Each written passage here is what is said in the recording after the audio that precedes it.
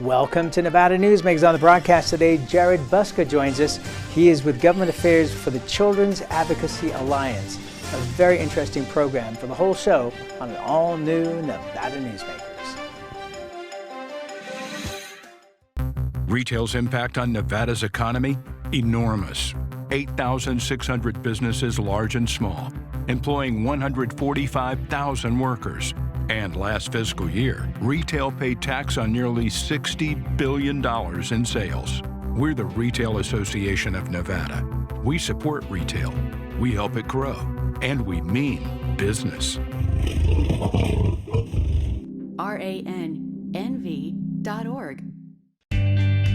Pro Group Management is the place where companies can find workers' comp solutions that are designed to meet their specific business requirements. As regulations evolve, Pro Group takes a proactive approach to clear the path to make sure your business stays ahead of the curve. Knowing your workers' comp program is optimized, you can focus on other important matters related to your growing business.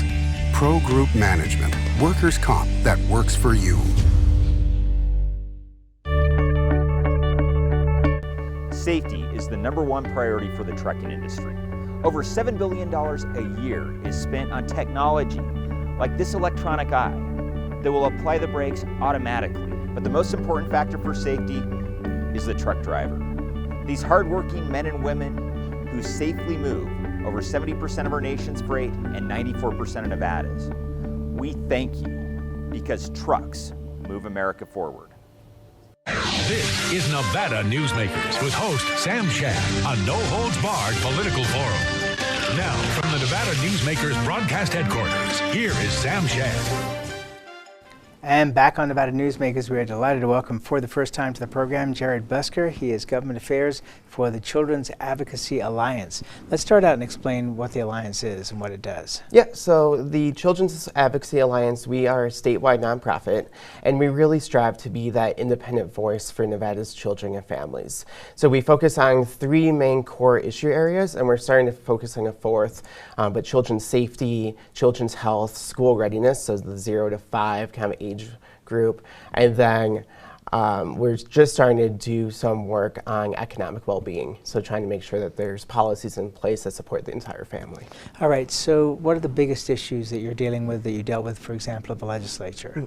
A really big issue that's really affecting the state is the high cost of childcare.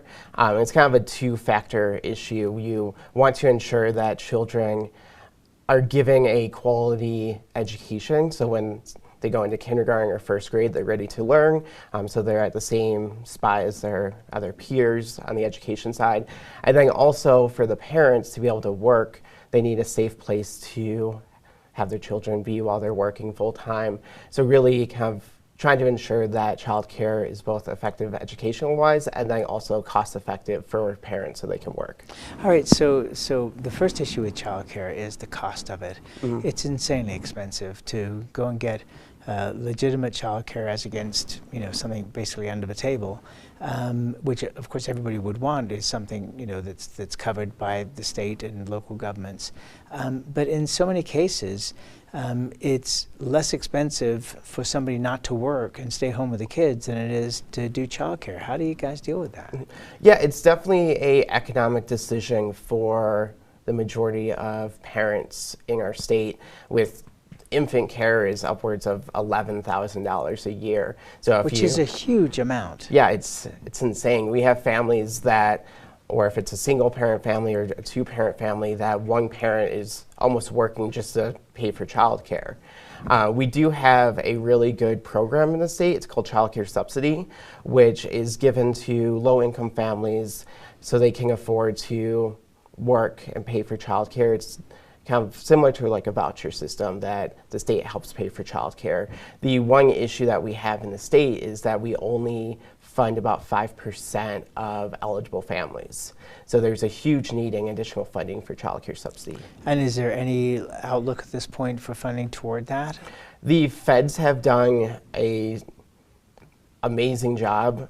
This past 2 budgets that they've passed, that Congress has passed, has increased that subsidy program significantly. But on the state side, there just isn't really that available revenue, especially with all the other programs that are needing funding, for the state to put in additional funding. And it just seems that this is an area that is so needed, that so few are being served by this. Do you see any outlook for more funding from the state, or, the big push, the last few administrations has been towards education, but not this early education? Yeah, Governor Sisolak this past session, we actually increased our state pre-K funding. So he did a tremendous job doing that. We actually had a federal grant that rang out. It was about $20 million that the state just put in general fund dollars into our state pre-K program. We're not going to see a expansion in slots necessarily, but it was a really good showing by the state that they believe that early learning is important. And I think that with kind of the leadership that we have currently in Nevada, that there will be an investment in the next few years. Do you see opposition to state funding? I mean, beyond the limits of how much money we have, but do you see any organized opposition to wanting to fund? Because it seems like, whether you're a Republican or Democrat, you want to see kids in an appropriate learning sense. There's not too much opposition. I mean, if you kind of look at polling for when everyday Nevadans are asked about do they support childcare and investments in childcare so parents can work, it polls very high on for both parties and independents. So there's not tons of opposition. It's more just finding that revenue and that where are we going to kind of move dollars, or are we going to increase revenue this next session or in the next few sessions to pay for childcare. One of the other issues around this is that kids do better when parents are involved in their education. Is it possible for that to occur in the current system we have in Nevada, where two-parent families are struggling even with two earning parents to maintain financially what they need to do for their kids? Yeah, I think we've been working pretty diligently as a state to try to bring more jobs into the state. We just passed a higher minimum wage. So we are making kind of those movements to kind of ensure that families can afford to work and take care of their children. But there's more work that needs to be done. I think kind of when we talk about economic policy and bringing more jobs into the state, we also have to talk about where are their children going to be? Do we have our schools funded appropriately? Are there kind of those social programs that go along with the new jobs to ensure that families are safe and secure? And do we? I don't think it's always a consideration that we make as a state, but I think kind of in the past few sessions, and kind of that's the role of the Children's Advocacy Alliance, is our goal is to kind of bring those issues to the forefront. So when we start making decisions to bring in the next Tesla, are we going to be bringing in childcare providers or subsidizing those childcare providers so they can be next to that next major investment area? All right, so does your organization view the businesses the one being responsible or the state or local governments being the ones responsible? Because growth tends to be, everybody would like that, when a new company comes, that the roads are already built, the infrastructure is already there, the schools are already built, and we have no extra expense. The reality is it's the exact opposite, that a company comes, it expands and grows, and then we have to provide all those services later. Do you see any change in that formula? I think kind of the investment should be twofold. The business community should continue to invest. We did pass one of the largest tax increases on the business community in 2015. So really, so the commerce tax. Yeah, so the commerce tax. So businesses are paying into the overall state revenue fund area, but there definitely needs to be more of an investment, and it needs to be a very dedicated, thoughtful kind of how are we going to ensure that businesses can continue to thrive in our state, because we are doing a great job for businesses, but we are 50th in the nation for supporting children and families according to Kids Count. So it's really kind of looking at how can we kind of move both indicators simultaneously. If you go back, say, about 10 years, 11 years to the beginning of the Great Recession, we saw a tremendous amount of schools that were doing, their primary job beyond education was feeding kids, and in fact making sure that kids on the weekend had food as well. Are we still in that situation where it's falling upon schools, especially in Southern Nevada, to be able to provide food 7 days a week for kids?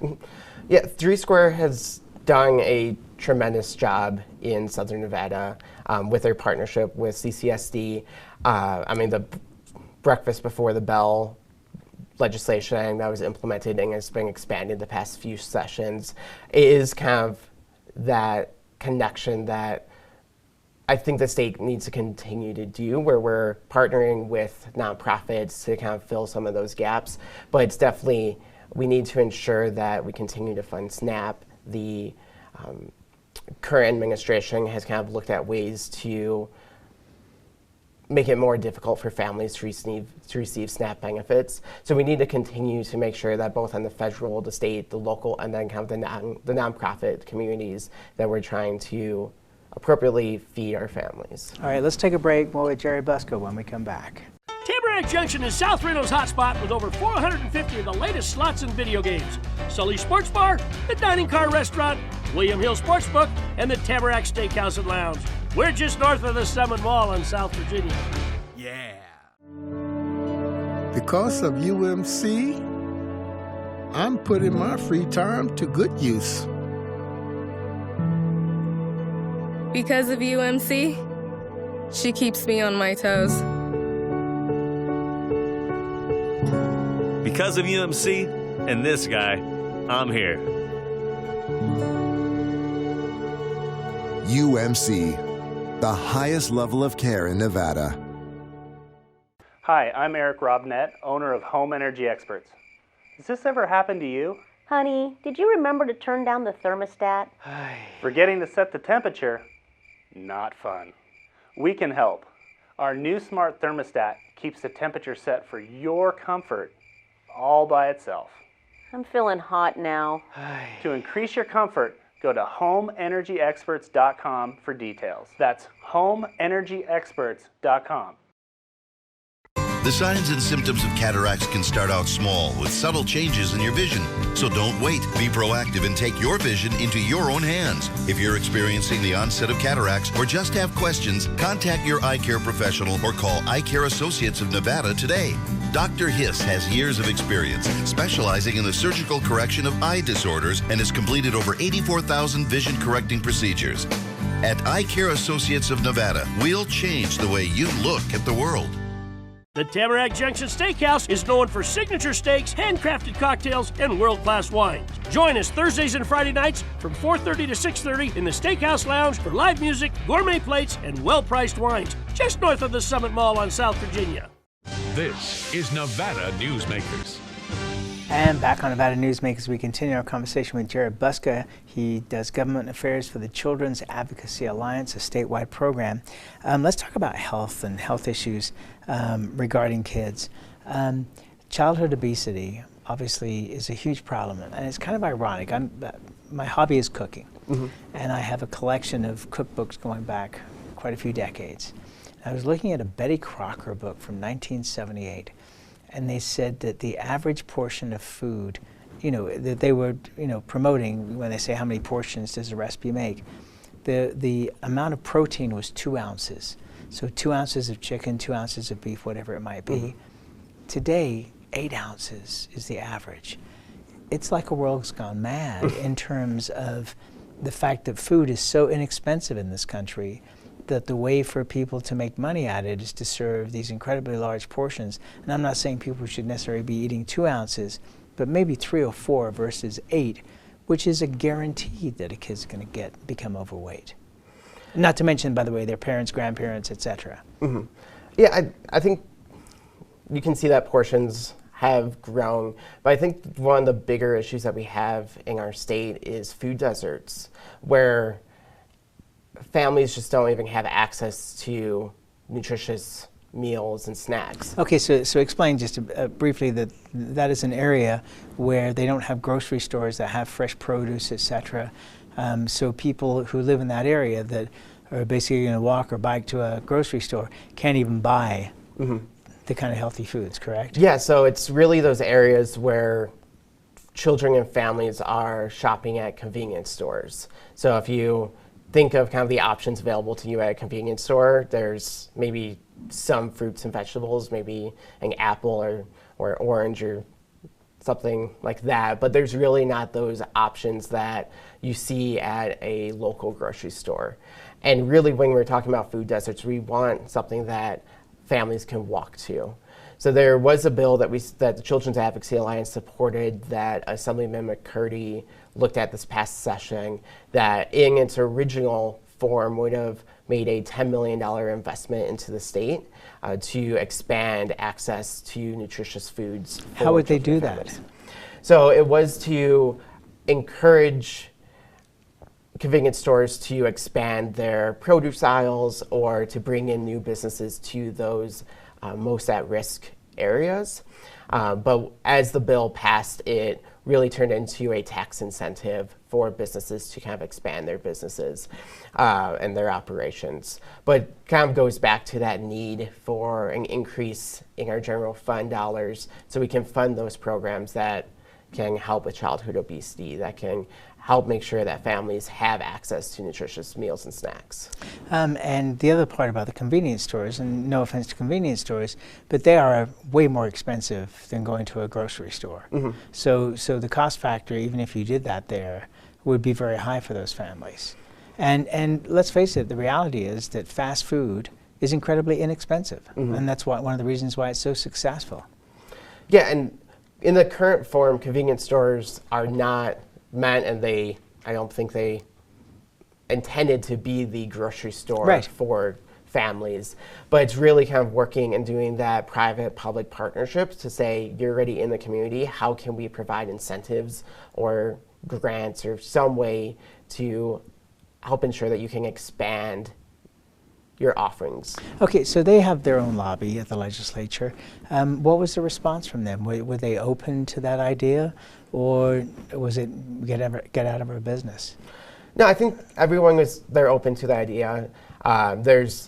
Mario's in Las Vegas, I believe it's called Mario's, but they have expanded their services in their community and done a really great job. So there are businesses that are already working to do it, and there is the financial incentive for them to do it already, but just kind of continuing those financial incentives. So I think the business community and those lobbyists are open to the idea. You know, the other side of that that's interesting is that, you know, you have to have marketing that goes along with that, because even people who don't live in food deserts are not inclined necessarily to buy the healthiest things in a grocery store, because they see the marketing for all these other products and they look very appealing, they look very tasty, and people suddenly go out and consume vast amounts of food that is, you know, going to result in obesity. Yeah, it's definitely something that there's the convenience factor of getting fast food or getting those pre-made meals, and it's not something that we can change tomorrow if we just bring in additional nutritious foods. I can't guarantee that every single family is going to start eating healthy. Of course. But it's really something that the state has been working to kind of change that culture. We have started to expand the school gardens in our state, which really teaches children kind of the benefits of growing their own food, of eating healthy, and really being exposed to those new meals that they haven't previously been exposed to. And that's one of the ways that Nevada is kind of taking a step for our next generation to say, you should eat healthy. These are some unique fruits and veggies that you may have never had before, but if you try them, you'll most likely like them. Doesn't that blow your mind, though, that people, the lack of awareness? Yeah, it's something that is definitely kind of a public health issue that a good amount of kind of our elected officials and policymakers are really trying to kind of figure out the best way, the best solution to increase the access and then also the use of those healthy meals. So how does social media play into all of this? if it does? Yeah, there's some social media campaigns, but I think you're always going to be competing against those billion-dollar industries that can just inundate you with ads and kind of both on social media and then on TV of kind of these are by go to Wendy's or go to any X business. Versus having that public campaign that's either publicly funded or if you can find some private dollars, but you're never going to match the billions of dollars or millions of dollars spent on advertising in the state. And so the reality is that what we have to do at some point is convince the giant companies that they can still make money, but by providing more healthy choices. And they've tried over the years, but it tends to be exciting for about 15 minutes and then drop off. But maybe there's hope for the future. Let's take a break. More issues when we come back. Dimitri Prine here for Design Outdoor. Come visit Design Outdoor's store and backyard to see our wide selection of fire pits, barbecues, and pizza ovens, natural stone water features and fountains, and frost-proof pottery. Our store and backyard are located at 11600 South Virginia, just north of DeMonte Ranch Parkway. Visit designoutdoor.com or call us at 851-9499. One of the most psychologically damaging things parents can do to children in divorce is disparage one another, which is why I can't believe I even have to make this commercial. Half of your kids' genetics come from this person you're spewing hate about. Your children have the right to love you both, but more than that, they deserve to love themselves. Marilyn York might be a men's rights divorce attorney, but this is for every selfish parent. Shut up.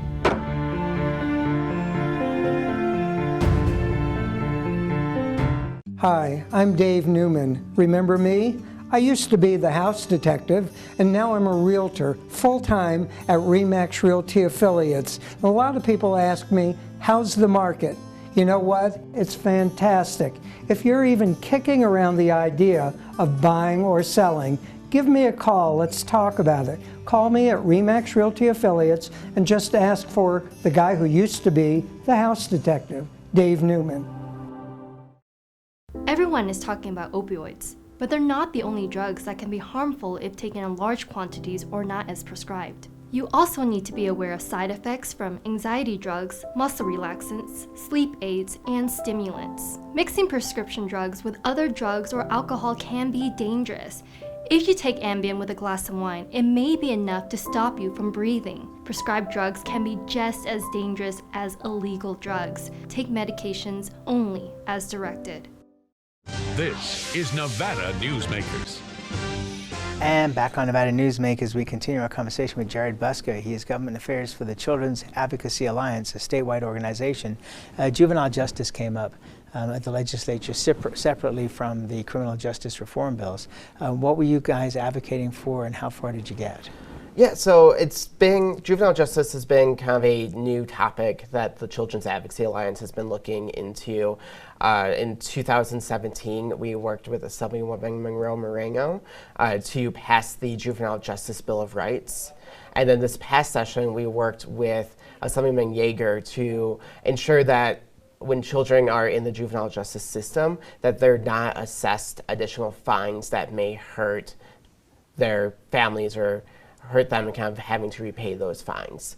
So we worked really closely with NACO and a few other juvenile justice advocates like ACLU to really ensure that if a child is in that system, that they don't get hit with a assessment fee or assessment fees, not fines. But if they get hit with any of those fees on top of kind of the repayments that they have to make to the state, just to make sure that kind of the economic well-being of the family isn't affected by that child. What about efforts towards recidivism, to making sure that if somebody ends up in the system that they don't come back after they've served their time? Yeah, so the state's been doing a lot of work to kind of ensure that when a child is in that system that they don't return as adults. We've been doing a lot of work in Las Vegas. There's the Harbor, which is trying to be kind of that first point of contact for those children and families, that either we can defer them to make sure that they're never even in the juvenile justice system, or when they're leaving, that we kind of help support the families and children overall. Because when we see that a child is acting out or does some type of crime that gets them into that system, it's really because of a lack of resources. And if we can kind of figure out what the problem is, it could be a mental health need, or there's just kind of a need within the family. If we can take that first step to address those issues, we may be able to alleviate kind of that recidivism, especially as a child and then as an adult as well. Are you optimistic that the state's moving in the right direction? No, the state, I can confidently say that the state is one of the leaders in juvenile justice reform. We've been doing an amazing job, and it's really thanks to, there's a group of advocates of juvenile justice administrators. The group's called NAJA, and they have been doing a tremendous amount of work kind of trying to reform themselves and trying to ensure that our youth don't recidivate and they are successful adults. So I think there is that kind of internal structure that we currently have as a state, that we are moving the needle on these outcomes. That's where we have to leave it. Thank you so much for coming in. I really appreciate it. Very informative. Thank you so much. And we'll be right back. A bird's eye captures its surroundings at different heights. At Brian Culpa Photography, we can make your imagination soar over buildings, parks, cityscapes, and beyond. Brian's images tell the story and get the job done. If you need a new perspective to tell your story, contact Brian today. Brian Culpa Photography. Experience the bird's eye view at brianculpaphotography.com.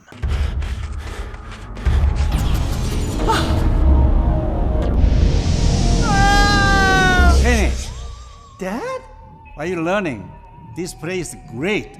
Huh? You gotta try this. Wow! This stuff is great! People are gonna love it! Yes. Yes, they will.